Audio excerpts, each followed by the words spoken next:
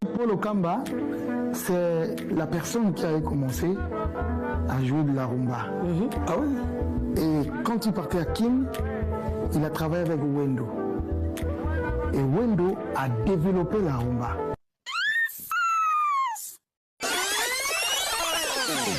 Namoni, vieux Antoine Kassongo, vieux Camille Ferrozi, vieux Emmanuel d'Oliveira, Babi Melingai Lelo, Bangonde Bazali, Toba Bandaki, Mosala Oya Musique, Oyo Lelo, Biso, Tozali Kosala, Namiso Yabino, Bapayato, Baneamboka.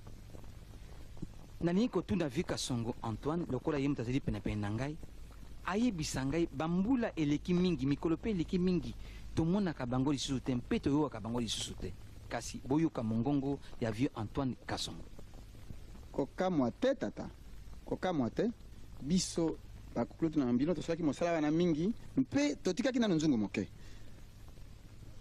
po bana basala kasi sikoyo tozongeli mosala mwango.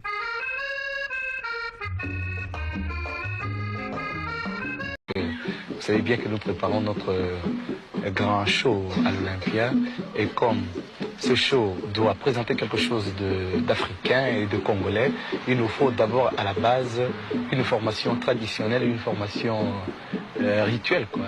La tradition, pour moi, c'est une source d'inspiration parce que la musique congolaise elle-même, c'est la symbiose de tous les folklores de toutes les régions du Congo. Alors c'est de là, quand nous par exemple on veut rester original, nous sommes obligés de faire toujours demi-tour à nos traditions, à notre folklore original pour pouvoir avoir quelque chose de purement congolais.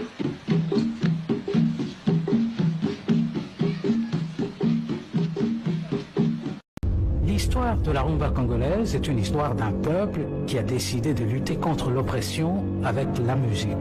La relation entre les colons belges et les autochtones congolais était dure. Les Congolais étaient traités comme des esclaves. Le Congolais était considéré comme un être inférieur par rapport à l'homme blanc qui lui avait tous les droits dans la colonie. La musique que nous avons faite, c'est l'amour du pays. Parce que Bamindele Bazako Finga, Tika imbécile, macaque wana. Eh bien, nous allons prendre que nous sommes des macaques maintenant, nous allons créer quelque chose pour épais sa bisoloko. Indépendance, tcha tozuliye, otipaza, tcha L'indépendance Chacha, qui est faite par des musiciens congolais, a été partagée par tous les Africains. La rumba congolaise, ce n'est pas seulement la musique. La rumba congolaise, ce n'est pas seulement la danse. La rumba congolaise, c'est un état d'esprit. La rumba congolaise, c'est la passion de vivre.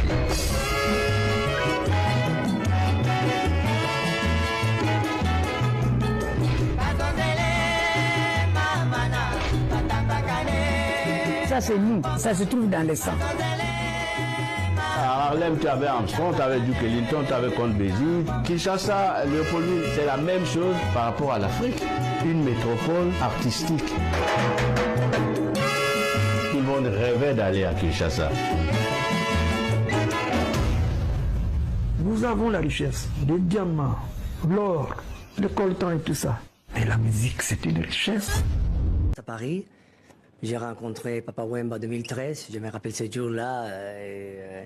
Il était très fatigué depuis un concert, mais il a dit on va le faire. Il était très gentil avec nous et il nous a donné cette phrase mémorable qu'il a dit la rumba congolaise n'attrapera jamais de rides. Et jamais. Oui, oui. Et la magie a opéré dès le début, en fait, dès les années 40. Oui. C'est ce que vous racontez dans votre documentaire. Oui, à les années 40, on rencontre toute une série de groupes ethniques, chacun avec sa propre musique traditionnelle. Ses propres instruments. Oui, ils sont tous à Léopoldville, au Congo belge. Et ils commencent à faire des mélanges de musique. Et après, ça arrive la musique cubaine.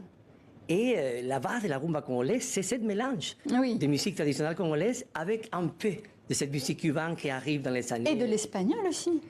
Oui, parce que la musique cubaine, c'est chanté en espagnol. Oui, c'est vrai, oui. Et des Congolais ont repris la langue aussi.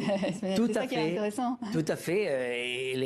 L'espagnol dans la musique cubaine, c'était en vogue à cette époque-là, et tout le monde veut chanter en espagnol, et donc les chanteurs congolais, ils ont essayé aussi de se mettre dans cette bac, ils ont essayé de chanter en espagnol, c'est un espagnol fabriqué, un peu faux, mais ça sonnait bien. C'était tellement beau. Vous racontez cette période de colonisation également par les Belges, où les Congolais étaient traités comme des esclaves, 10 millions de Congolais morts sous Léopold II, vous le rappelez, l'histoire des mains coupées également, et justement l'histoire de la rumba, c'est l'occasion aussi de briser les murs entre les Belges et les Congolais via la danse. Oui, le commencement, c'était un peu dur. Paul Mwanga, il donne son témoignage dans le documentaire. Il dit on a vécu beaucoup de humiliations et on a fait la musique pour, de quelque manière, récupérer notre dignité. Mais après, cette musique, ça donne tout un chemin d'émancipation culturelle. Et bien sûr, après, ça commence à briser des murs. Entre les Belges et les Congolais, nous avons la musique Jamaica-Longa de l'African Jazz, où ça raconte la première fois qu'un Congolais demande à une dame européenne pour danser.